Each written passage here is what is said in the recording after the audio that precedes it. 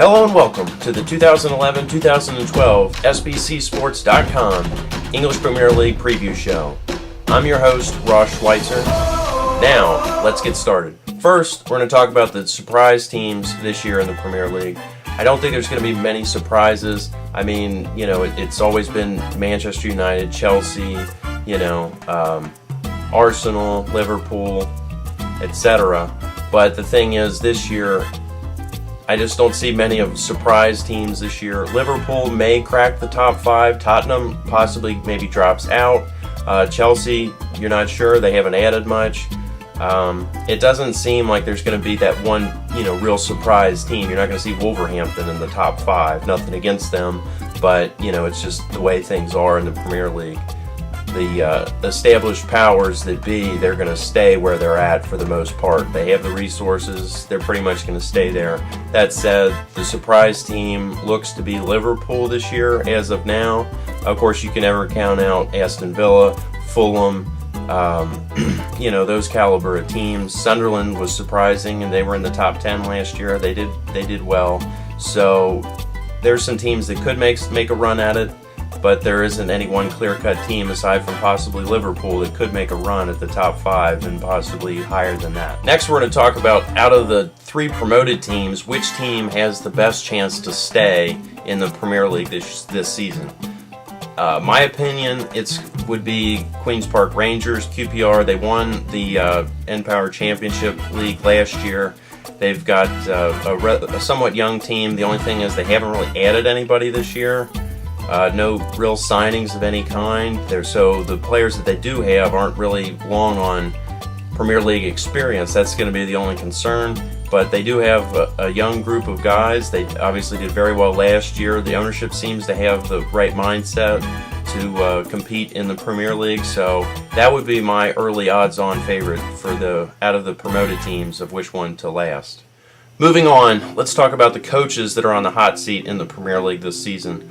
First and foremost would be Arsene Wenger if he can't get a trophy this year. If there's no trophy this year, people are going to start looking at his job. They've already been, but the actual Arsenal board members may have to start looking at a replacement for him. He's a fantastic coach. He has a great idea and a great system that he wants to put into play. But at the same time, if you don't have the results to go along with it, how can you justify, going about that system? Reports are that, Fabregas, of course, this and that about him being gone. You're never sure what's going to be going with that. Samir Nasri, possibly. Gael Clichy's already left. These were, your stalwarts of your club, and they're being rumored to want to leave.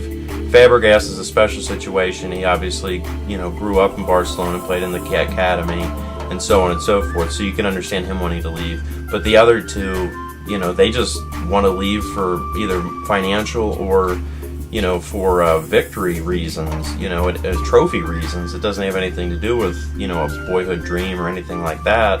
No real great story behind that. It's just a lack of finishing things out for Arsenal. The Gunners' biggest problem, obviously, is their defense. If they can address that, and with the signings, still some time in the transfer window. If that gets resolved, then Wenger could look like a genius. You get rid of Fabregas, you bring in some other players, you get a couple, good defenders, and then with the youth that's already in favor of Arsenal, they could really end up looking like something special. They did last year at times, but it's all about the whole season. The other coach that could potentially be on the hot seat, obviously not there right now, but it's Roberto Mancini, because if City doesn't do well with all the money that has been spent on that team, if they don't get things together and do better and do well, especially, they finished top 3 last year, but that's only because Arsenal totally just blew up at the end of the season. If they really don't, if they're not either, 1 or 2 in the Premier League and win a couple trophies, with the money that's spent, you would think that he might possibly have an exit. Next, the territory at the top. How are the top 5 teams going to look at the end of this coming season? Last year, obviously, it was Manchester United. The year before that, Chelsea. Those 2 teams, I don't see either of those leaving the top 5 by any stretch. Manchester City, Arsenal, and then Tottenham rounded it out last year. Tottenham, I think that they have a wonderful midfield, but they're, as far as their striking and defending options, maybe a little weak. The goalie situation, maybe they're not as strong as some other clubs. They do obviously they have amazing talent in the midfield, but that's the thing, is do they have enough of a balanced attack and a balanced defense to really make some waves this year? They obviously did well last year, but that's going to be a key for them this year, is the other aspects of the team. Also, Liverpool last year, after Torres departed for Chelsea, they really took off. Excuse me. Liverpool did, and they climbed up to number 6 in the standings by the end of the season.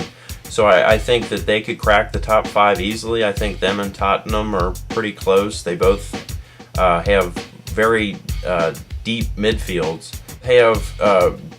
Since they both have deep midfields, I pretty much view them as very similar. I think Liverpool this year might have a slight edge on them. I think that Liverpool could crack the top 5.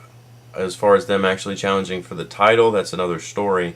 But I do think that they can crack the top 5. Tottenham, I could see them, especially say if Gareth Bale's out for any length of time, or any of their key players is missing, then I could see that happening, where they could fall out of the top 5 possibly.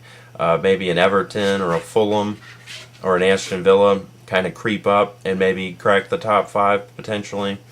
Arsenal, if they don't address their defensive woes from last season, then they could easily drop below the top 5, especially if they lose Fabregas. The thing is with them, if they can bolster their defense, and then early on, they're getting goals from, say, Van Persie, or now that they've signed Gervinho, if they start get some offense going with Theo Walcott, etc.